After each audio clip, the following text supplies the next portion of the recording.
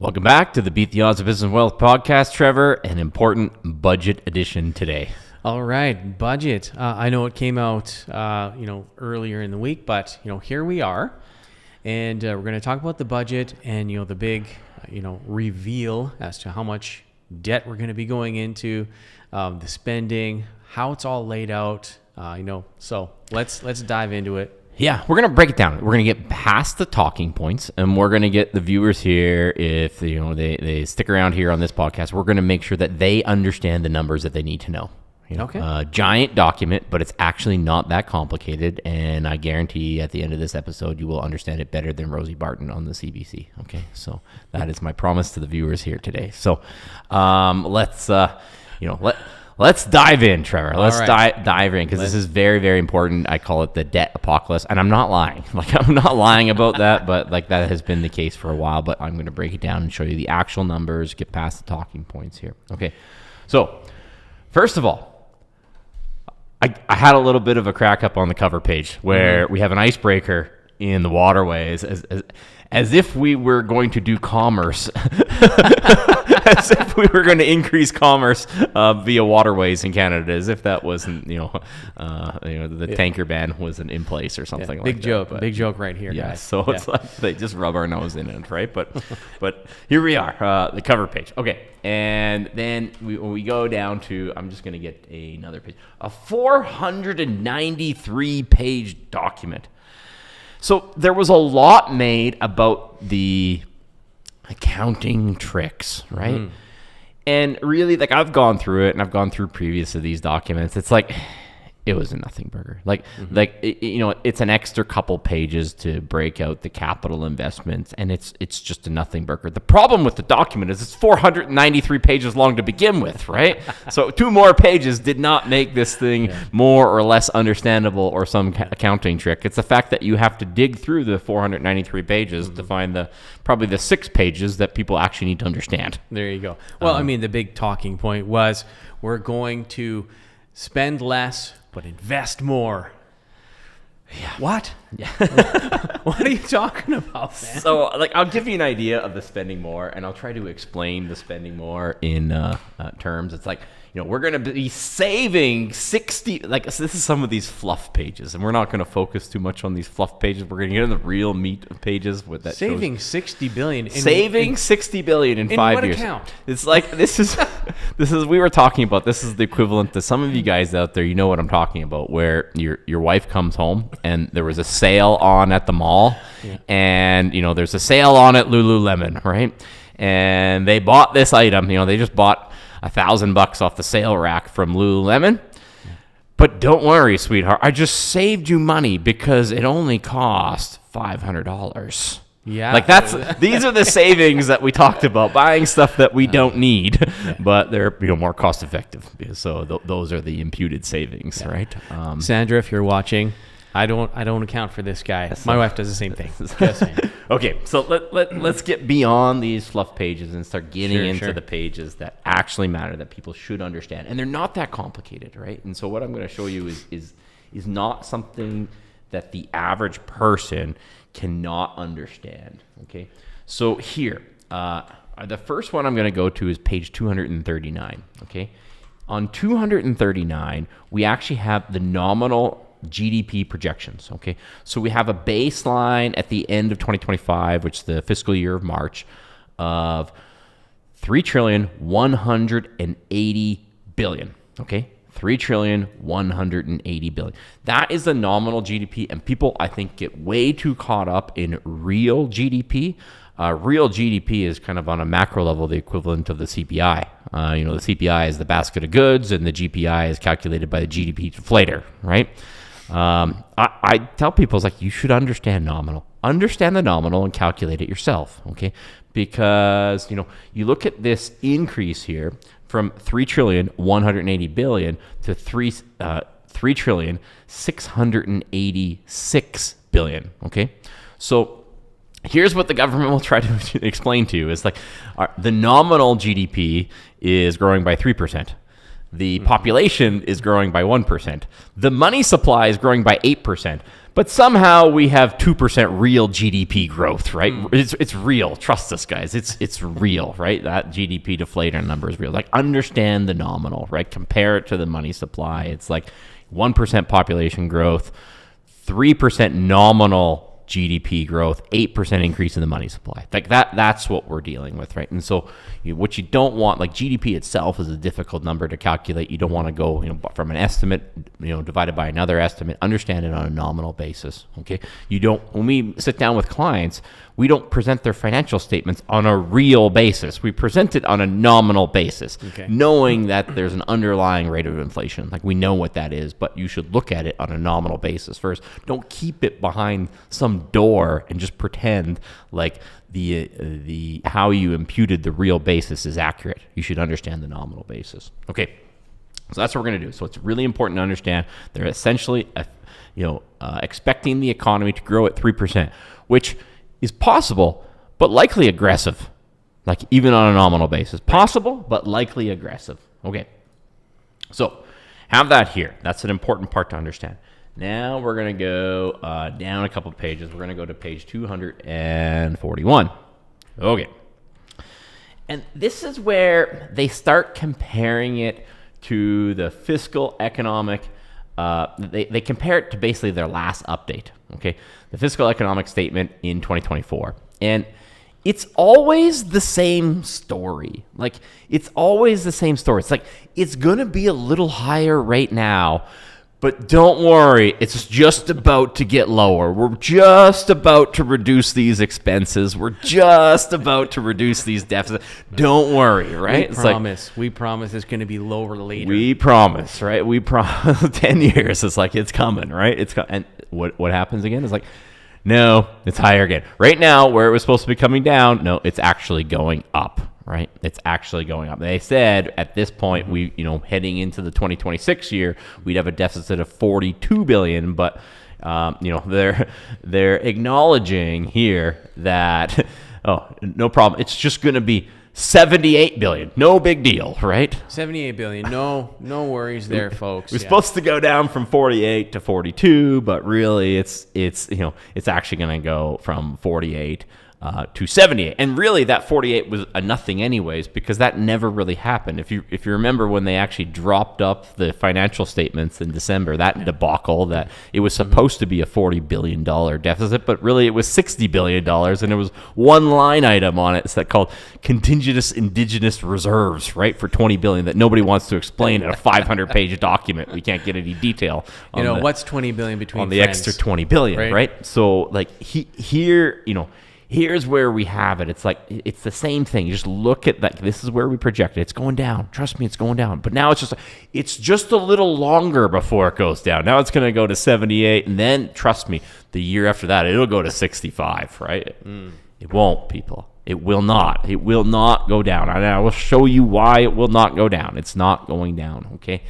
And so it's just that sleight of hand where it's just like, we're always talking as if this is the top, and the deficits are about to start going down, and they never do. They always keep going up, and every subsequent estimate, it just pushes that reduction in deficits further and further out. Wait, Josh, are you saying that the government lies to us? Is that what you're saying? Like, so repeatedly, it's like you're surprised when they tell the truth once in a while. Right? It's like, you ever watched Peanuts? Snoopy, Charlie Brown, all that. Yeah. And Lucy, setting up the football for Charlie to kick it. Every time, what does she do? She pulls it away, but elbows up. She's not going to pull it away this time.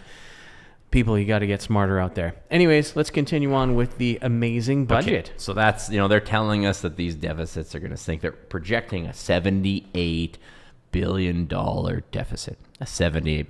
Now, will there be an extra $20 billion this time around? Right. The one that I want to actually, I'll go back to this page here, because they're actually saying that the 2025 is gonna come in at $48 billion. Okay, they're saying it's going to come in at 48 billion, 36 billion. I don't believe it.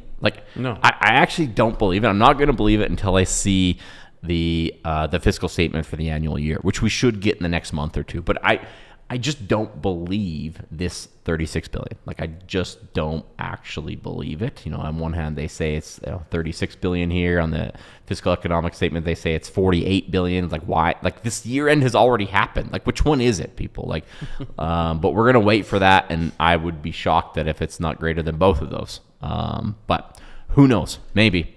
But anyways, they're saying we're heading right towards 78 billion for, the fiscal year ending March of 26. Okay. So I think that's important. We'll probably have another episode when we actually know what that number is, but it's in the past. We should know what it is, but we don't, right? Here we go. So let's moving on to page 241. Okay, so we're moving on to page 204. Oh, sorry, the 249 actually. Okay. We start looking at the revenues. Okay, we start looking at the revenues here on page 249. It's a summary statement of transactions in billions of dollars, and now we're projecting the revenues on this page, okay? And so you can actually see here the revenues going from 511 billion to 583 billion. Okay, so that's something to understand. That is about a 3% growth rate in revenues.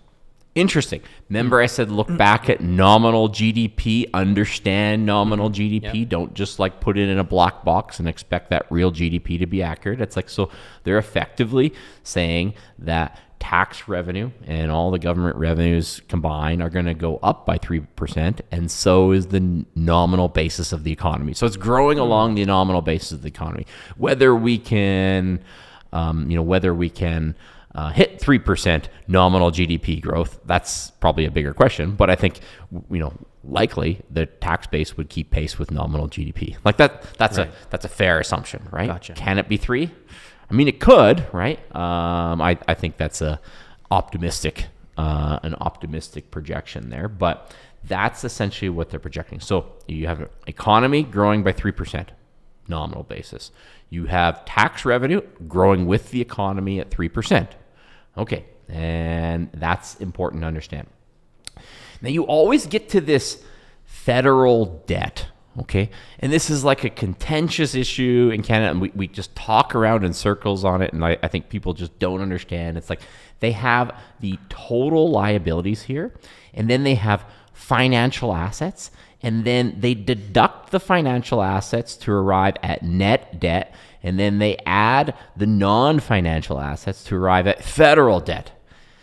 It's always been a misleading number. Because what are those financial assets? Most of those financial assets are the CPP assets.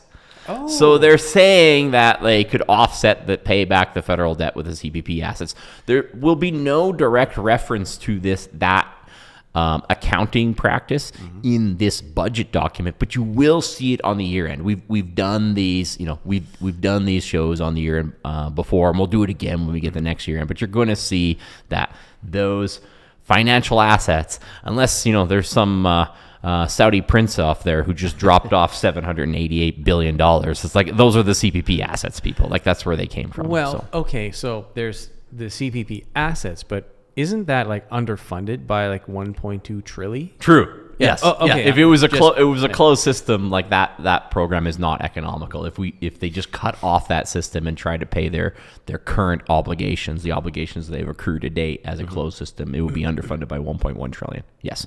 And that's not that's in the Office of Financial Superintendent, note 14. If you look at the last actuarial report, it acknowledges it. It's one of those other documents where you got to read 200 pages to get down to the one footnote that actually matters. But it's there. So calling those assets is right. like that program itself is a Ponzi. So but here's where it is. And what does it undercount? Like, why does the government tell you our debt to GDP is going to be 40%, and why do you hear other numbers out there that says Canada's debt to GDP is north of 100%, right? It's because if you measure it consistently, the way other countries measure it is you would not consider the pension plan, you would not deduct the net assets of the pension plan that's also underfunded, and you would include the provincial debt that's essentially guaranteed by the federal government. And that's how you arrive at the difference between. So I think we've done another episode on that where we actually compare the real debt to GDP between Canada and the US. And you'll find that the US is actually heavier in debt, but it's a little easier to understand the US debt than it is the Canadian debt because of the accounting practices that we have in here. Okay. And so that's important to know. Okay, that is actually really important to know. That's on page 249. Okay, so when we understand that net federal debt, when we look past the presentation, you understand that actual federal debt is actually right there, 2.1, and it does not include the provincial debt that's essentially backed, guaranteed by the federal government. Okay. If you did that, you would not be getting 40% debt to GDP. You would be getting 110% debt to GDP, and that's how they arrive at that number. Okay. Now we're gonna go to actually before I go there, I actually want to just show this because this was previously shown as a fiscal anchor. Was the debt to GDP. In this case, they're going to give you kind of the jacked up version of the net federal debt backing, pretending like they haven't guaranteed the debt of the provinces and acting like the CPP can be used to offset the debt. But, they've abandoned that fiscal anchor of, at one time it's like, we're never going to go over 30%. It's like now we're at 41% and they're openly acknowledging we're going to 43. They're openly acknowledging that we're going higher, right?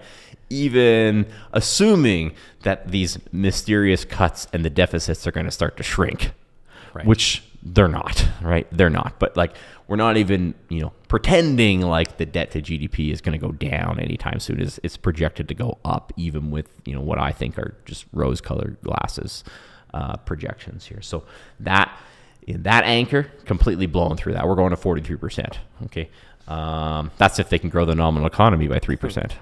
Big if, yeah. Right? That's if they don't find anything else to spend on between now and then, right? So, well, they've got the icebreakers now, so that's how we're going to do it. The icebreakers, yeah, not carrying any oil, selling our resources, not carrying any oil as icebreakers. Yeah. They're just on some tourist mission or something, I think. But okay, so that's an important number in that.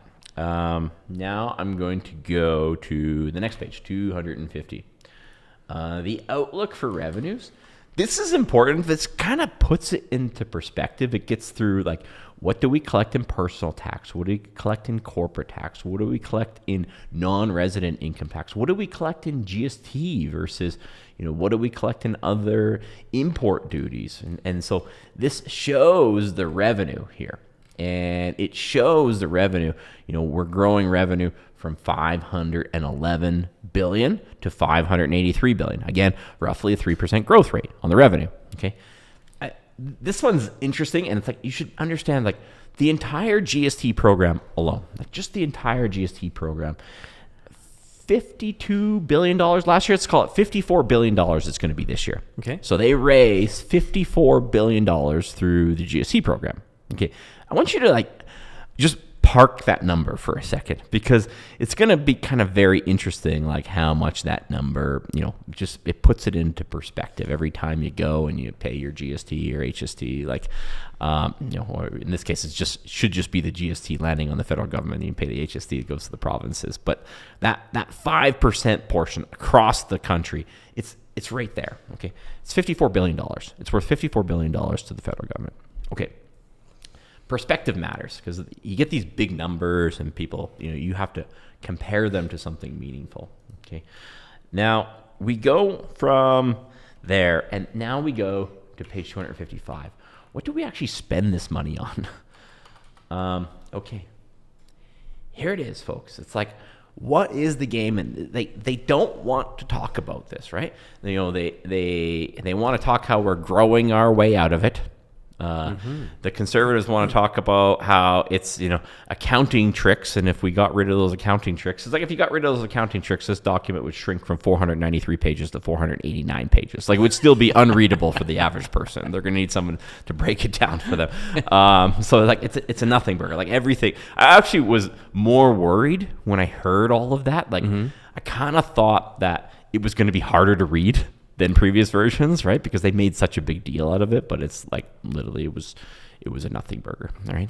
It's like we're certainly not investing things that produce a cash flow. Like that's not what we're doing here.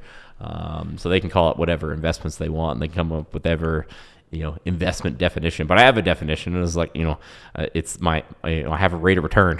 Like that's an investment to me. I got something with a rate of return. I know what that rate of return is. I know how much my cost of capital is, what I can borrow, and that my rate of return is higher than my cost of capital. But I'm a simple guy. I'm a simple guy who looks at this from if I was sitting down with a client on a fractional CFO arrangement, like this is how I'm looking at it. It's like, okay, our revenue is growing, our market is growing by 3%. Our revenue is growing by 3%. Good. Fair enough. We understand what we're doing. Simple math. Got it. Okay.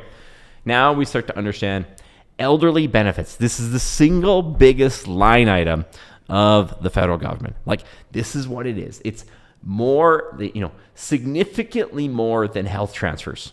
Okay. We spend $83 billion. We're going to spend $83 billion this year on elderly benefits. So this is OAS and CPP. Remember what I said? CPP is a Ponzi. So like it's not fully funded from the contributions, people. That's not how it works. So $83 billion is going to be spent on elderly benefits. Okay.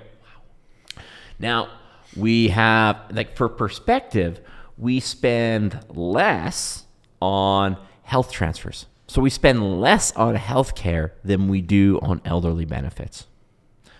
Okay. That's interesting, okay?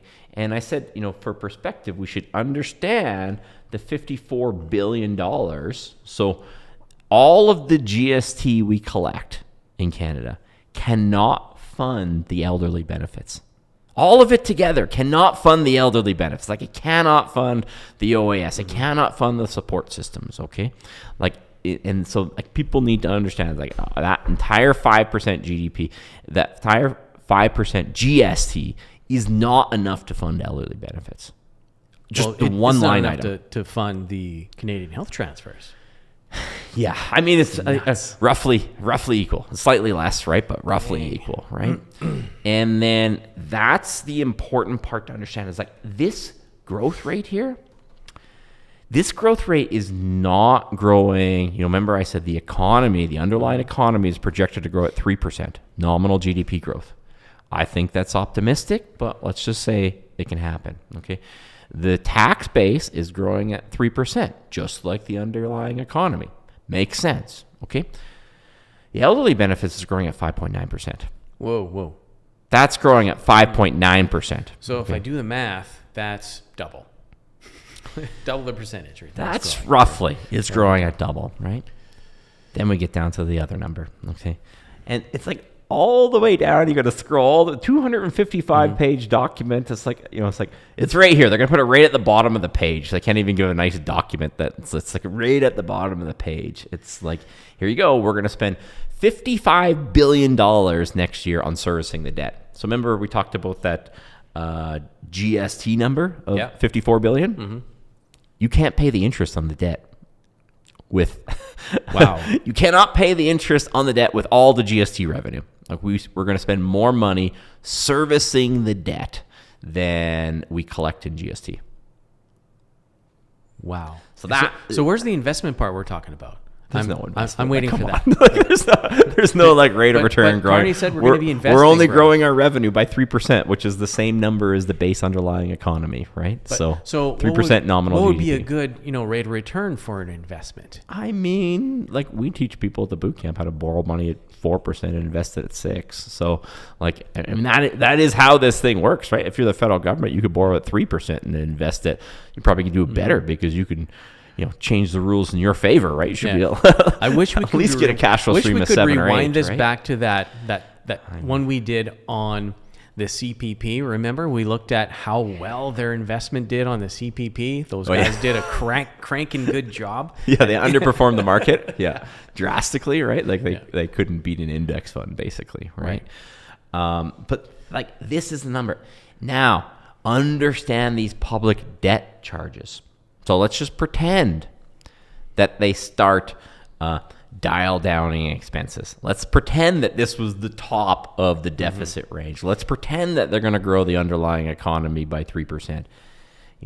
Let's pretend that those elderly benefits are only growing by 5.9%. We've done another episode about, people get elderly benefits, they get OAS, even though they've never actually worked in the country. Right, yeah. Where they get sponsored in and bring grandma over from wherever is Stan, and they get on the elderly benefits. Yeah, so let's just pretend. What is that growing by? 53 billion to 76 billion.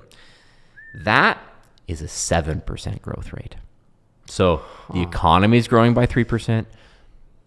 Optimistically, your revenue is going to grow by 3% if the economy grows by 3%. Okay.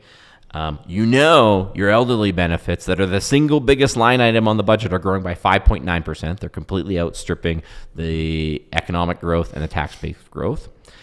And the debt servicing charges are growing by 7%. So more than 2x what the economy is growing, more than 2x what the tax base growing. And it's like, that's where, we put the title on here. It's like, this is the debt apocalypse. Like this is actually the beginning of the end, right? Like, and we know this, like we can see this. This is not a uniquely Canadian problem.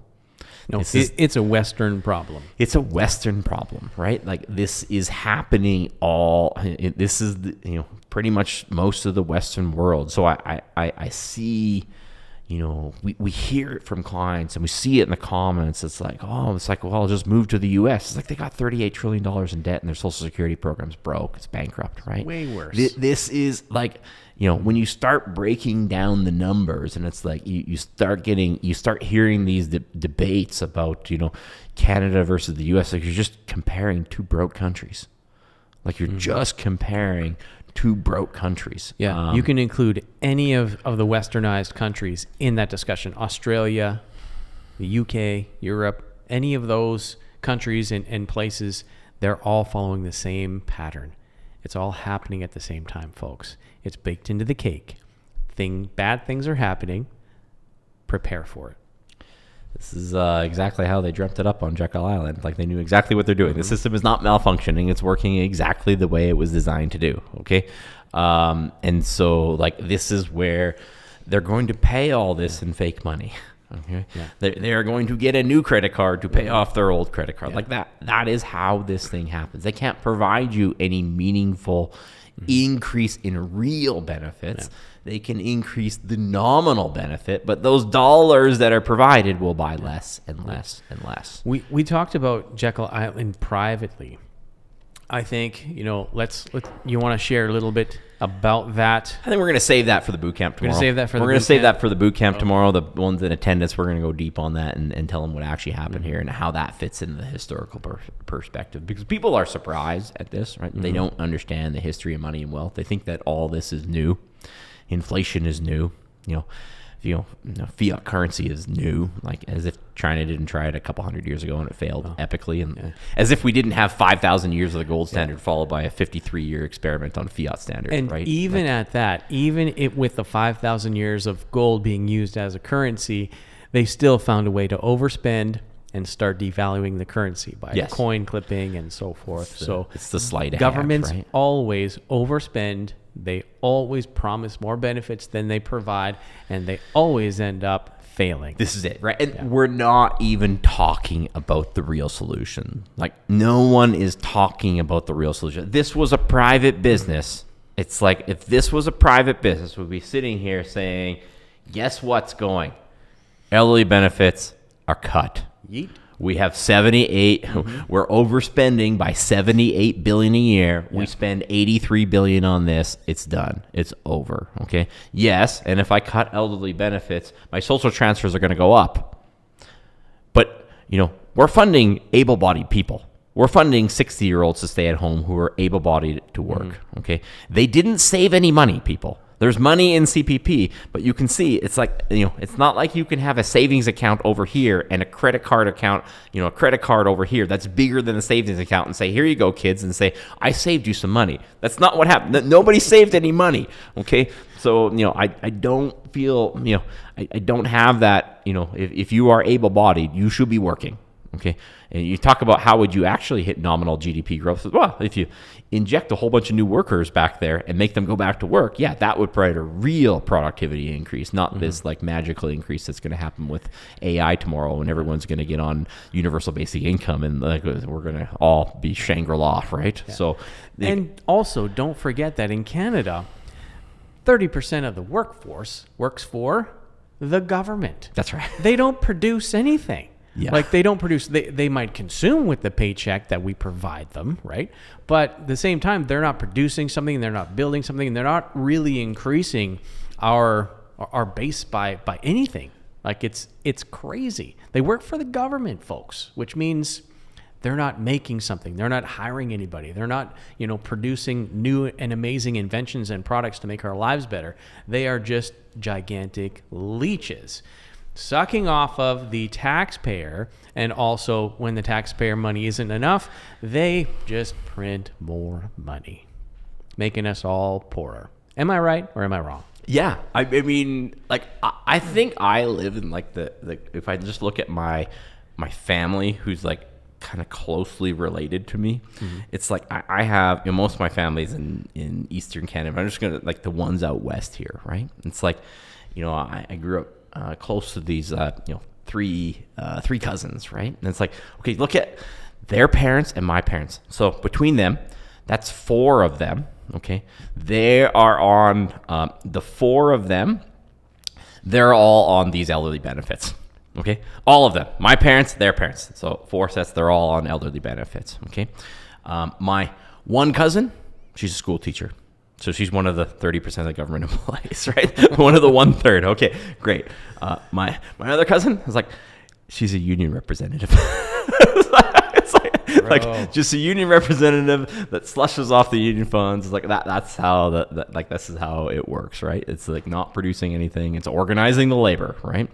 And my third cousin, she's a bank employee.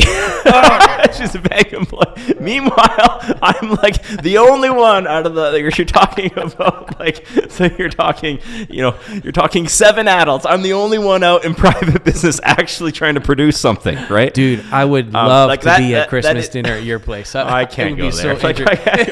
I am an outcast. I'm an extreme right winger because I'm earning money in the private sector. That is just so wild to anybody. So they should be thanking you. But that is like the quintessential Canadian. It's like you have 7 adults there not producing any in the private sector, and it's like this one guy is like, I worked 80 hours last week. Of course I did, because that's kind of how that's kind of what was necessary to do it, right? Like it's like you see it when you compare my individual situation to these Canadian numbers. It's like, it totally makes sense. It's like that's where we are, right? And it's like, yeah, if they cut elderly benefits, you would have the social transfers go up. You would, right? More people, if they're disabled, if you're disabled, like, okay, you get welfare. Like, that makes sense, right?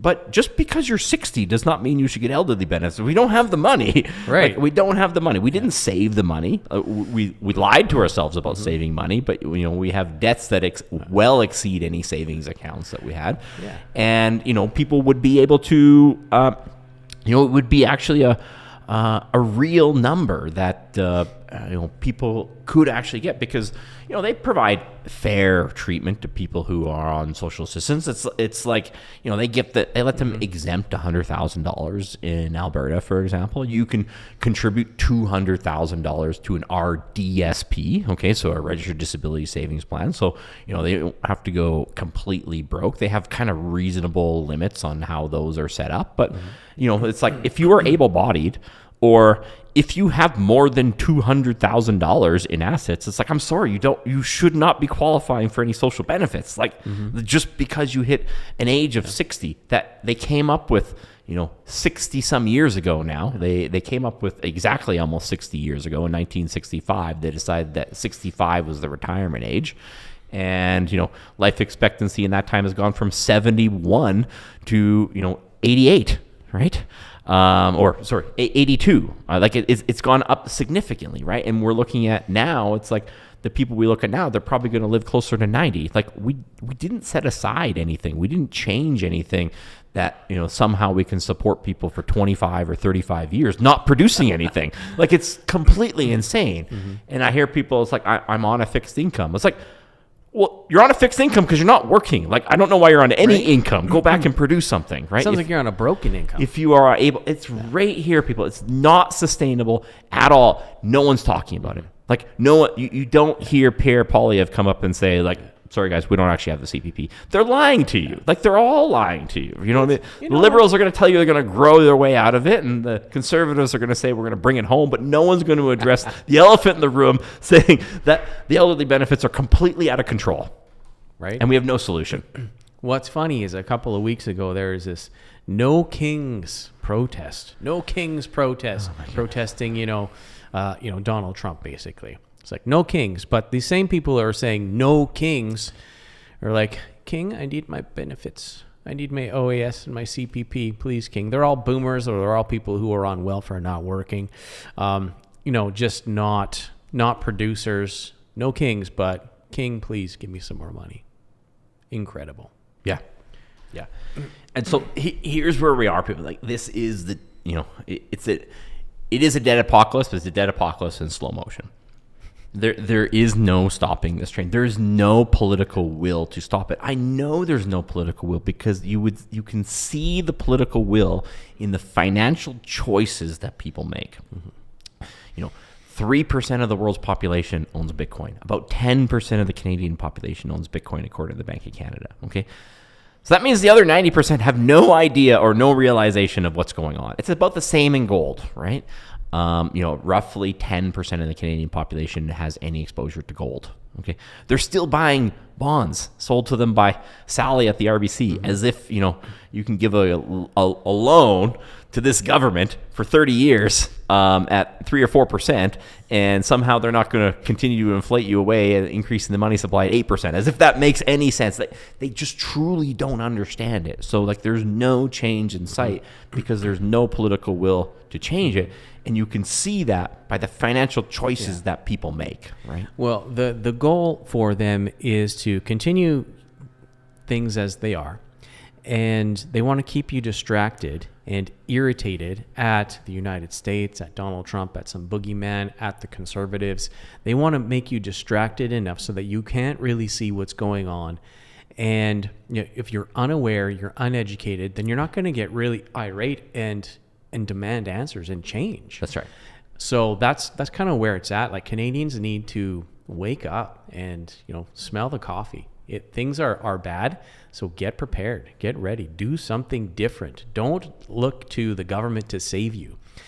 Any government who can give you everything you want is willing to take everything that you need, right? Yes. So that's what we have for people. Like, hopefully that's eye-opening. Like, hopefully the actual important numbers in the budget. You understand the economy is growing by 3%. You understand that the largest line item on the budget is elderly benefits. You understand that that's growing by, let's call it 6%, right? The economy is growing by 3, tax base is growing by 3, elderly benefits already out of control, growing by 6, and the debt expense is growing at 7%. Like, completely, it is a completely bankrupt situation with not one single solution on the horizon from government. So the solution starts at home. Yeah. Like, the solution starts at home. There are very real ways out of it, but you have to understand. You have to dramatically up-level your financial understanding because the solutions are counterintuitive. They're not what you were taught. The system is designed to move the money from the people who do the work to the people who know how to borrow money smartly to invest. That's right. And the worse the government does, the better these strategies perform, right? And so that's what we teach people. Like hopefully, we're going to have a sold out house at the boot camp tomorrow. But get on that wait list for next time, because I think, we really go deep into like why this works and why this is not really, most people are saying that this time is different. It's not different. You just have to study the history. And then once you study the history, the solutions are very, very clear, and they're attainable for the average person still. Like they're still attainable for the average person. I don't know if they'll be that attainable in 10 or 20 years. I don't know. Like, I know there's a path onto the life raft now. Like, I know it. Like, this is how we do it. Like, this is a predictable way to actually, not be on those elderly benefits, which they can't actually give you the benefit because they don't have the savings. So that in real purchasing power, those benefits will go down. And so we teach people how to fund your own benefits for you, your household, your kids, the next generation. That's right. Well, folks, Canada is broke, but you don't have to be. Sign up for the Beat the Odds of Business and Wealth Bootcamp. Tickets will be going on sale after the bootcamp tomorrow, and the next one is going to be May the 9th, I believe. May 9th. Yeah, May 9th. And for those of you in town right now, we're looking forward to see you tomorrow morning. All right. See ya.